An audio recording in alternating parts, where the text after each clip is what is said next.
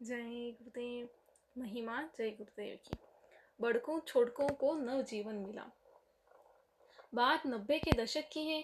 उस समय सलेमपुर रोड के किनारे सत्संग मंच बना था। परम पूज्य स्वामी जी महाराज प्रातः काल 4 बजे के आसपास दर्शन देने के लिए निकलते थे। परमार्थी सेवा की आवाज लगती थी। मैं और कूटी के सेवा करने वाले मेजर साहब दर्शन सेवा के लिए सड़क के किनारे एक सत्संगी हरे कृष्ण तिवारी की गुमटी पर रखी पटिया पर बैठे इंतजार कर रहे थे। जैसे परम पूज्य स्वामी जी महाराज निकले, आगे आगे चलेंगे। हम दोनों बैठे बैठे आपस में बातें कर रहे थे। इसी बातों के दौर में मशगूल थे।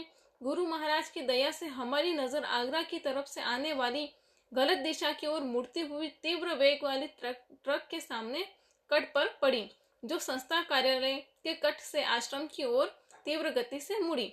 आश्रम के किनारे बने प्रेस कैंप के सामने लेटे हुए मेला यात्रियों को रोनती हमारी तरफ बढ़ी। इतना समय नहीं था कि कुछ कह पाते। मेजर साहब की टांग पर हाथ मारकर केवल इतना ही कि भागो भागो, हम भाग खड़े हुए। हमारे पीछे मेजर साहब भी भाग खड़े हुए।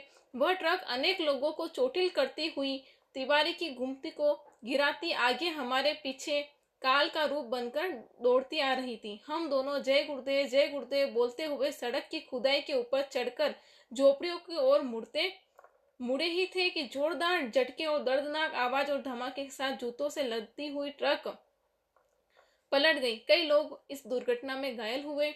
गुरु महाराज की अलौकिक दया का खेल देखा गया। हम दोनों की सांसें टंग गई। ट्रक पलट जाने के बाद हमारी सांसें चलने लगी। कोई पुराना बहुत ही खराब कर्म का चक्कर आ गया।